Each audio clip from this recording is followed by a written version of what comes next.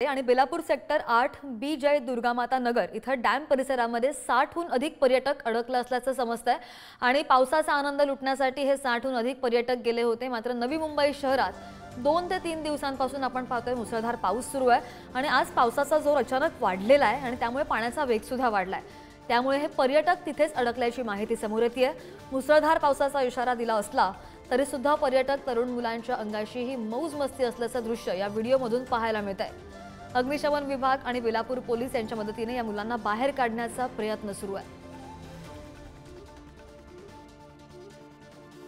प्रशासनाकडून आवाहन सुद्धा करण्यात आलेलं आहे। वर्षा विहारासाठी जर जात असाल तर स्वतःची काळजी घ्या, कोणताही अनुचित प्रकार घडू नये याकडे लक्ष द्या। तरी सुद्धा ही दृश्य आपण पाहतोय बेलापूर सेक्टर 8 मधून हे 60 पेक्षा अधिक पर्यटक अडकल्याची माहिती समोर येते आणि त्यांना आता तिथनं काढण्याचं काम सुरू आहे।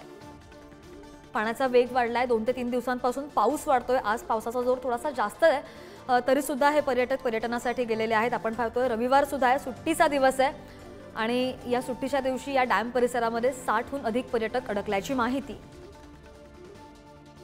अधिकची माहिती घेऊन आमचे प्रतिनिधी शिल्पा नरवडे आपल्या सोबत आहेत। शिल्पा, या जे पर्यटक आहेत 60हून अधिक त्यांना जे बाहेर काढण्याचं काम आहे पूर्वपदावर येतंय का? तिथली नेमकी परिस्थिती सध्याची काय आहे?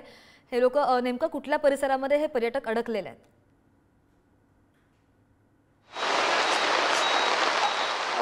श्रद्धा, नक्कीच बेलापूर मधील सेक्टर 8 बी जय दुर्गा माता नगर येथे डॅम परिसरामध्ये 60हून अधिक पर्यटक गेले होते आणि ते अडकल्याचे समजत आहे। गेल्या 2-3 दिवसांपासून मुसळधार पाऊस सुरू आहे नवी मुंबई शहरात। आज पावसाचा जोर वाढलेला पाहायला मिळत आहे आणि त्यामुळे पावसाचा जोर वाढल्यामुळे हे पर्यटक अडकल्याचे समजत आहे। 60हून अधिक पर्यटक अडकले होते। अग्निशमन यंत्रणा असेल, बेलापूरचे पोलीस असतील, यांच्या मदतीनुसार या पर्यटकांना बाहेर काढण्याचं काम सुरू आहे। मात्र जास्तीत जास्त पर्यटक अजून आतमध्ये अडकल्याची माहिती समजत आहे। श्रद्धा, नक्कीच आपण हे दृश्य सुद्धा पाहतोय। शिल्पा, धन्यवाद दिलेल्या माहितीसाठी। 60 जे पर्यटक आहेत ते अडकल्याचे दिसतंय आणि त्यामुळे बेलापूर मधून आपण ही थेट दृश्य पाहतोय। तिथे पोलीस सुद्धा आहेत, अग्निशमन दलाचे अधिकारी सुद्धा आहेत। पुन्हा जाऊयात आमचे प्रतिनिधी शिल्पा यांच्याकडे। शिल्पा, आतापर्यंत किती जणांना बाहेर काढण्यात आलेलं आहे आणि पोलीस तिथे उपस्थित आहेत का? त्या ठिकाणी ज्या ठिकाणी हे पर्यटक अडकलेत तिथे कोणता पोलिसांचा बंदोबस्त तैनात नव्हता का? शिल्पा, माझा आवाज येतोय तुमच्यापर्यंत? श्रद्धा, तिथे पोलीस बंदोबस्त नव्हता। मात्र जे पर्यटक गेले होते ते पर्यटकांना इशारा दिला होता तिथे कोणीही जाऊ नका, बॅनर देखील लावले होते पालिकेच्या वतीने। मात्र हे पर्यटक तिथे गेले होते आणि या पर्यटकांची मौज मस्ती त्यांच्या अंगाशी आलेली पाहायला मिळत आहे। 60हून अधिक पर्यटक आहेत, यात काही लहान मुले देखील असल्याची माहिती समजत आहे। पोलिसांनी आणि नवी मुंबई महानगरपालिकेने तशा सूचना देखील दिल्या होत्या। मात्र या पर्यटकांनी तिथे जाऊन आपल्यामध्ये असलेली हुशारकी दाखवण्याचा प्रयत्न केला आणि या पावसाचा आनंद घेण्यासाठी हे पर्यटक गेले होते। मात्र आता हा आनंद त्यांच्या जीवाशी आलेला पाहायला मिळत आहे। श्रद्धा, शिल्पा, आतापर्यंत किती पर्यटकांना तिथून बाहेर काढण्यात आले? दृश्य तर आपण पाहतोच आहेत आणि पाण्याचा जोर सुद्धा वाढतोय।